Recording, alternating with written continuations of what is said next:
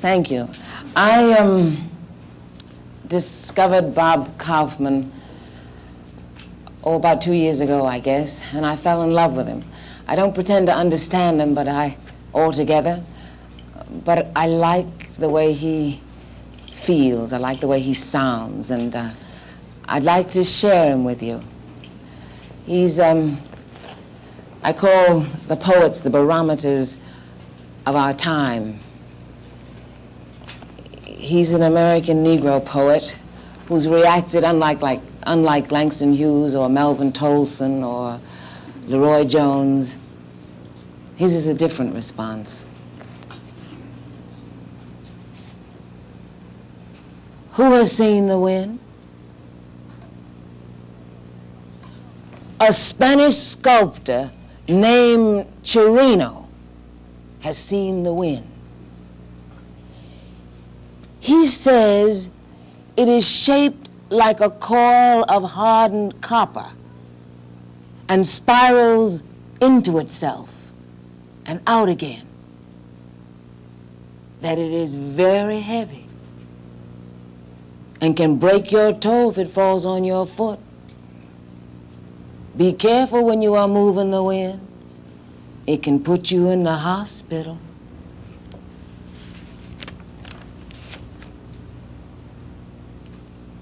And perhaps, he says,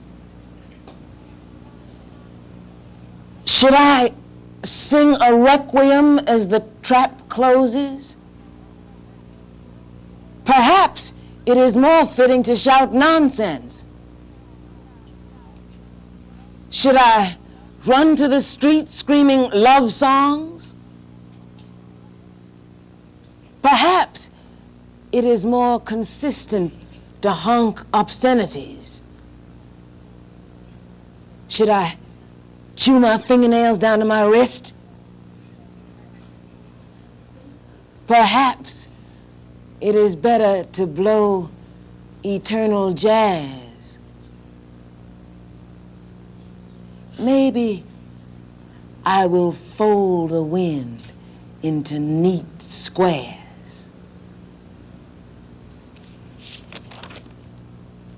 And in Blues Note, Ray Charles is the black wind of Kilimanjaro, screaming up and down blues, moaning happy on all the elevators of my time, smiling into the camera with an African symphony hidden in his throat. And I got a woman, wails too. He burst from Bessie's crushed black skull one cold night outside Nashville, shouting, and grows bluer from memory, growing bluer still. At certain times, you can see the moon perched on his head. From his mouth, he hurls chunks of raw soul.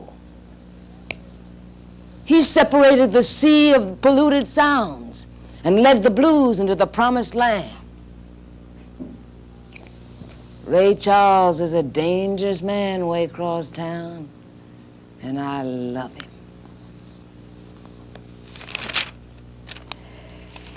He has a series of documents that he calls the Abominus documents, but I won't tell you all about that today. But I'd like to bring you this sample. And the Abominus documents were discovered during the ceremonies at the tomb of the unknown draft dodger. And this one is dated Boston, December 1773. Dear Adams, I am down to my last can of tea and cannot afford to score for more, as the British pushers have stamped a new tax on the stuff. I know that many colony cats are as hung as I am, so why don't we get together on the night of the 16th and go down to the wharf and swing with a few pounds? I think it would be cooler if we make the scene dressed as Indians. the British furs will not know who the tea-heads are. It will be very dark, and we will have to carry torches, so tell the cats not to goof with the torches and start a fire. That would ruin the whole scene. Later, Hancock.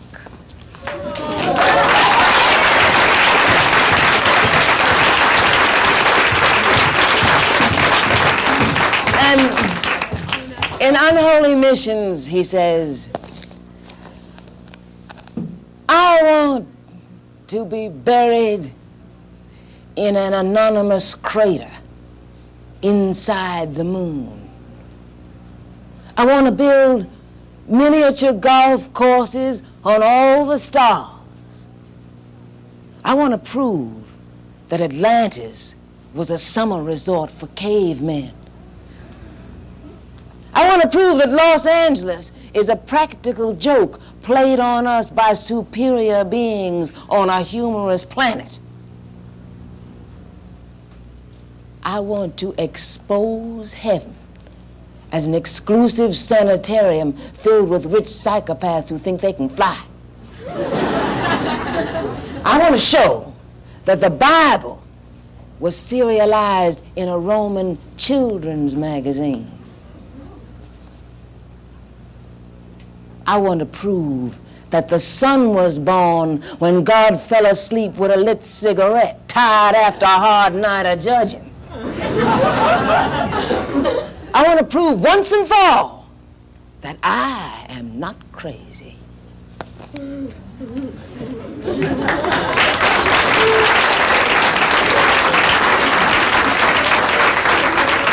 He's written other things too. And another favorite writer of mine from across the oceans, this man, is Kahlil Gibran. And I'd like to read you something of his as my final offering from the Prophet. And a youth said, "Speak to us of friendship."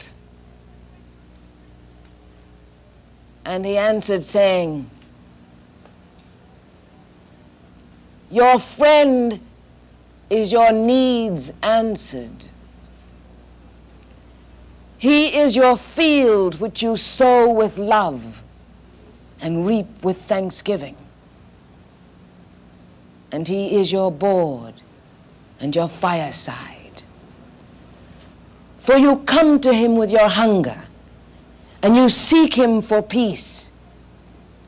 When your friend speaks his mind, you fear not the nay in your own mind, nor do you withhold the I. And when he is silent, your heart ceases not to listen to his heart. For without words in friendship, all thoughts, all desires, all expectations are born and shared with joy that is unacclaimed. When you part from your friend, you grieve not. For that which you love most in him may be clearer in his absence, as the mountain to the climber is clearer from the plain. And let there be no purpose in friendship save the deepening of the spirit. For love that seeks aught but the disclosure of its own mystery is not love, but a net cast forth, and only the unprofitable is caught. And let your best be for your friend. If he must know the ebb of your tide, let him know its flood also. For what is your friend that you should seek him with hours to kill?